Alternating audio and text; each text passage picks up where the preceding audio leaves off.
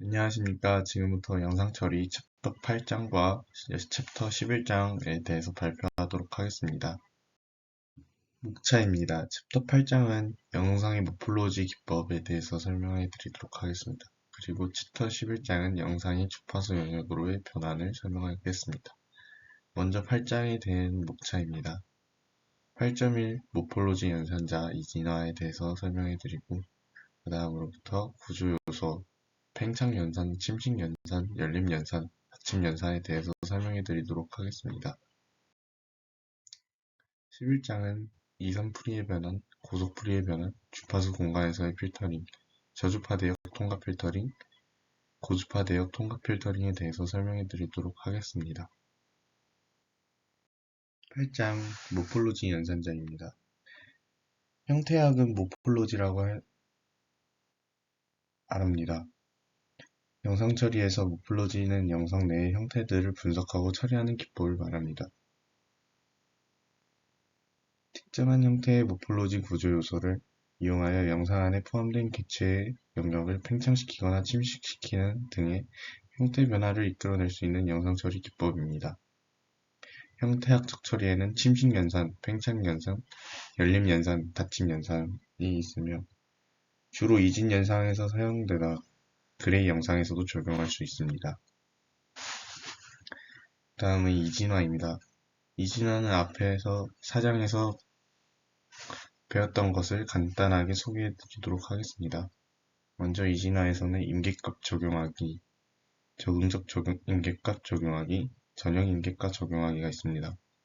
임계값 적용하기는 임의의 임계값을 설정한 후 그 임계값보다 크면은 250으로 설정하고 작다면 0으로 설정하는 방법입니다. 이 임계값 설정에서는 이제 코딩을 하는 사람이 임의로 임계값을 설정할 수 있다는 점이 있습니다. 그 다음 적응적 임계값 적용하기입니다. 하나의 임계값만으로 전경과 배경을 구분하는 문제점을 해결하기 위해 영상을 일정 블록으로 분할하고 각 분할된 블록마다 제각기 다른 임계값을 적용하는 방법입니다. 그렇게 결과 영상을 보시면 이제 블록으로 나눠져 있는 것을 쉽게 확인할 수 있습니다. 그 다음은 구조요소입니다. 구조요소는 종종 커널이라고도 부르는데 여기 8장에서는 컨볼루션에 사용되는 커널의 개념과의 혼동을 피하기 위해서 구조요소라는 용어를 사용합니다. 구조요소는 옆에 보이는 사진들에서 보이는 것처럼 0과 1로만 이루어지는데 0은 이제 고려 안함 또는 0이라고 말합니다. 그리고 가운데에 있는 핑크색으로 된 1은 이제 원점을 나타내는 것이고 원점의 위치가 다르면 결과 또한 다르게 나온다는 특징이 있습니다. 팽창 영상입니다. 팽창 영상은 물체 내부의 돌출부는 감소하고 외부의 돌출부는 증가시켜서 물체의 크기를 확장하고 배경을 축소하는 기법을 말합니다. 물체 내부에서 발생한 구멍과 같은 공간을 채우거나 짧게 끊어진 영역을 연결하는 데 사용합니다.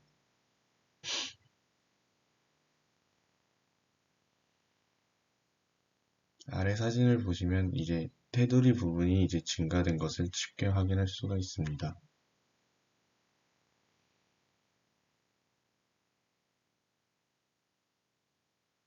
코드를 보겠습니다. CV 특정 딜레이트를 사용하는데 소스에는 입력 이미지를 사용하고 커널에는 커널, 앵커에는 커널의 중심, 디폴트 값으로는 -1, -1로 중심점을 잡고 있습니다. 이터레이션에서는 딜레이션 적용 반복 획수를 말을 합니다.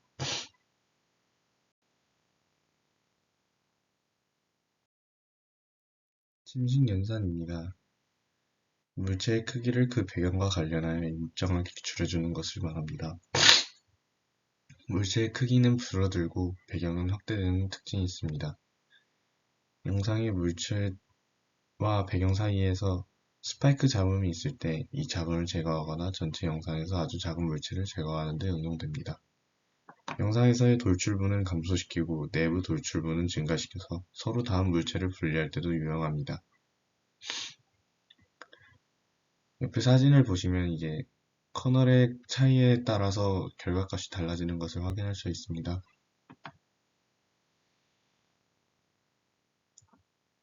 침식 연산의 코드를 살펴보겠습니다. cv2.eload 소스에는 이제 입력 이미지 영상을 넣는 거고, 커널에는 이제 커널, 앵커에는 커널의 중심, 이터레이션은 이제 침식 연산을 몇 번을 사용할 것인지 반복 획수를 작성합니다.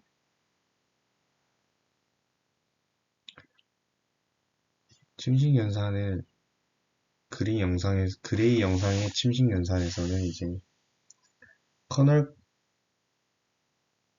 그레이 영상에서 밝은 객체를 더 어둡게 보이도록 하여 축소하는 효과를 얻는 게 침식입니다.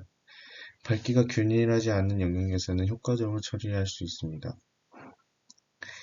이제 커널을 적용한 값에서 이제 가장 최소값이 원점값이 되는 특징이 있습니다.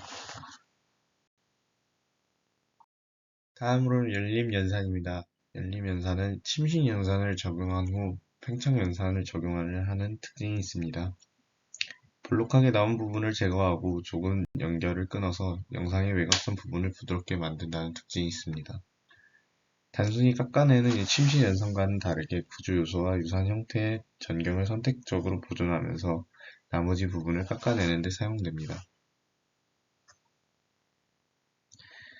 옆에 사진을 보겠습니다. 이제 원본 영상에서 침식을 통해 이 두 점을 만들어냅니다. 그리고 두 점을 팽창 영상을 통해서 이제 결과 영상을 나타낸다는 것을 설명하는 이미지입니다. 그레이 영상의 열림 연산은 영상의 밝은 패턴들을 선택적으로 유지하면서 나머지 밝은 특징들을 감소합니다. 구조요소보다 크기가 작은 밝은 특징들은 밝기가 감소되었지만 상대적으로 크기가 큰 부분들의 밝은 특징들은 보존되거나 변화가 적다는 것을 확인할 수가 있습니다. 코드를 보겠습니다. cv2 모폴로지 ex를 사용을 하는데 소스에는 원본 영상, OP에는 모폴로지 연산의 타입을 정합니다. 커널, 앵커, 이터레이션은 앞에서 말했던 것과 똑같이 적용을 합니다. OP, 모폴로지 연산자의 타입에 대해 설명하면 모르프 오픈, 모르프 클로즈, 모르프 그레디언트, 모르프 톱팻, 모르프 브래켓 이렇게 있습니다. 열림 연산은 모르프 오픈을 사용합니다. 활짝 마지막 닫힘 연산입니다. 닫힘 연산은 팽창 연산 적용 후 침식 연산을 적용한다는 특징이 있습니다. 열림 연산과 정반대로 수행을 한다고 생각하시면 됩니다. 영역의 외부에는 변화가 없지만 내부 영역은 구조 요소에 따라서 채워진 결과를 갖게 되는 것을 옆의 사진을 통해서 볼 수가 있습니다. 닫힘 연산은 물체를 결합하는 데 유용합니다.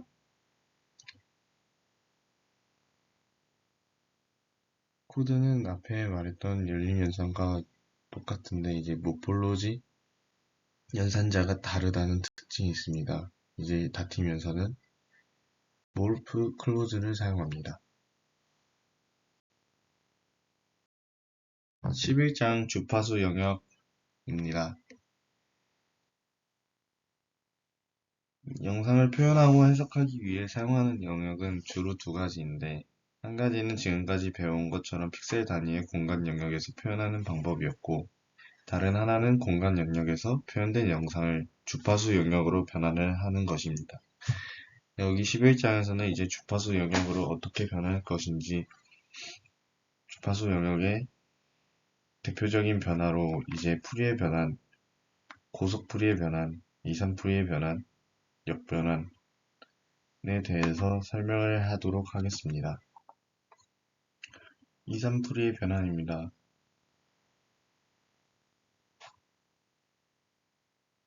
풀이의 변화는 시간 또는 공간에서 정의된 신호를 시간 또는 공간 주파수 성분으로 분해하는 변환입니다.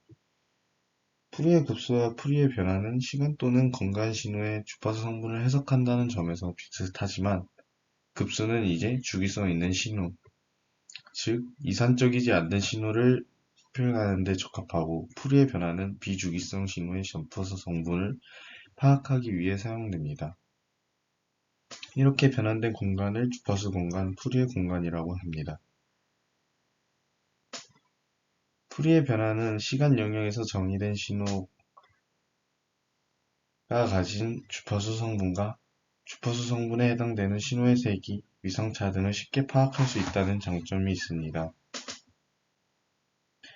일반적으로 유한한 주기를 가지는 신호는 풀이의 급수, 비주기 신호의 주파수 성분을 분석하는 것은 풀이의 변환이라고 생각을 하시면 편할 것 같습니다. 풀이의 변화를 중심으로 영상 신호의 주파수 영역 해석을 다루도록 하겠습니다.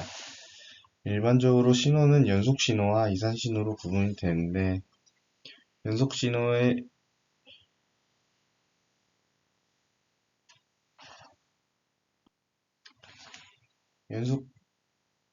이번 장에서는 이제 이산 끊어지는 신호에 대해서 설명을 해드리도록 하겠습니다.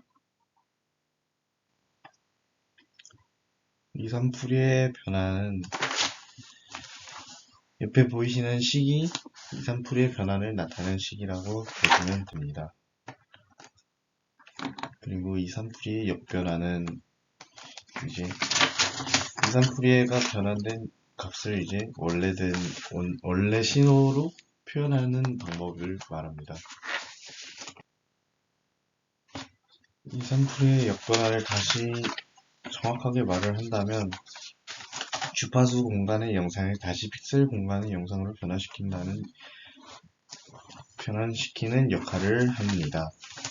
그 다음에 고속풀이의 변환입니다. 이제 고속풀이의 변화는 이산풀이의 변환을 빨리하기 위해서 나타내는 방법입니다.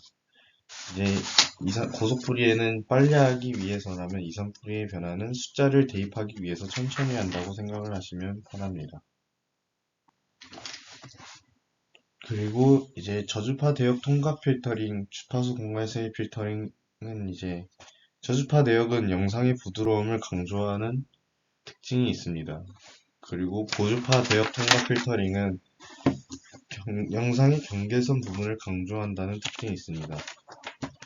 그래서 이제 저주파 대역과 고주파 대역은 서로 반대되는 특징을 가진다고 생각을 하시면 편할 것 같습니다.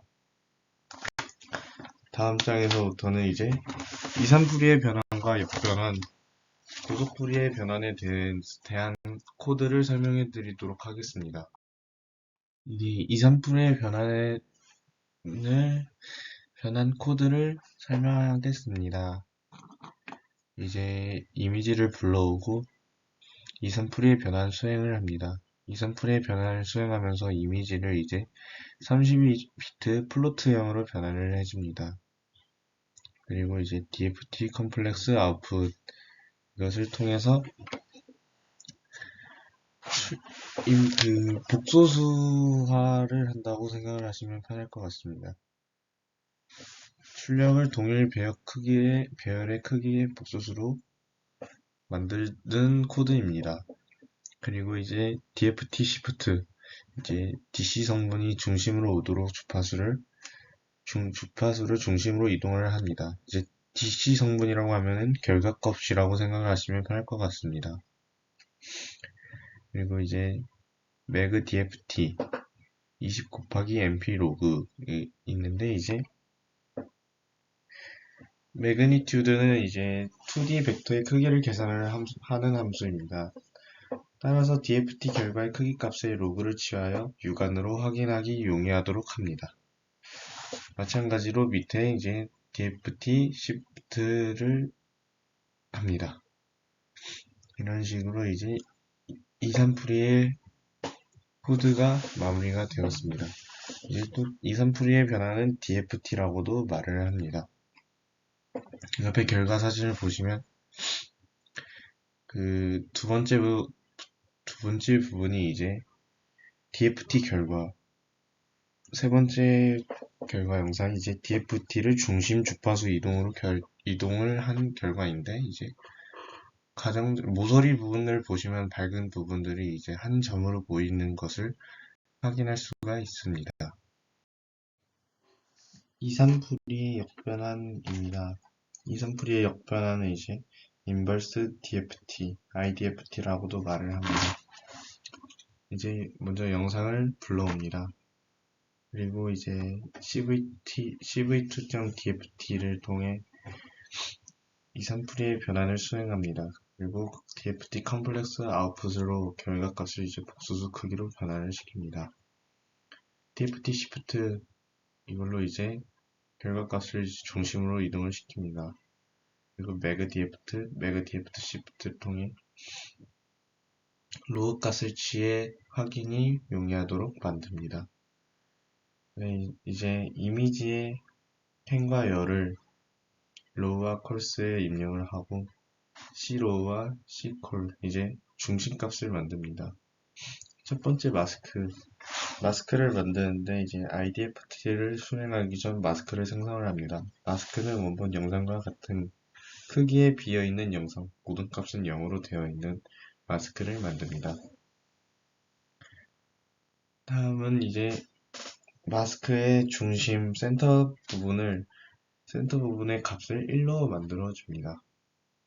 그리고 마스크를 이용하여 인버스 DFT를 취해줍니다. DFT 중심 값에 마스크를 설정해서 이제 IDFT를 한 F시프트를 만들어 줍니다. 그래서 그 중심 값을 이제 IFT 시프트를 통해서 중심에 있던 것을 이제 원본 영상으로 보여주게끔 만들어 줍니다. 그래서 이제 결과 영상을 보시면 원래 있던 이제 원본 영상과 결과 영상 역변환한 결과 영상이 같아진 것을 쉽게 확인할 수가 있습니다. 그 다음은 고속풀이의 변환 코드입니다. 이제 영상을 불러오아서 고속풀이의 변환을 수행하는 FFT2 함수를 실행을 합니다. 그리고 FFT 시프트를 통해서 결과값을 중심 위치에 두고 확인하기 용이하도록 로그 값을 취해줍니다. 이제 밑에 보이는 주석에서 역변환을 하려면 저 주석을 이제 그대로 사용을 하면 됩니다.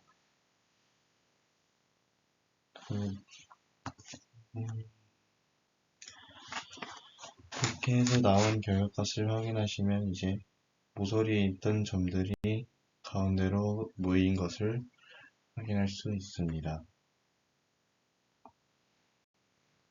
여기까지 이제 고속풀이의 변환에 대한 코드를 설명을 했습니다. 이것으로 11장 8장 발표를 마치도록 하겠습니다. 감사합니다.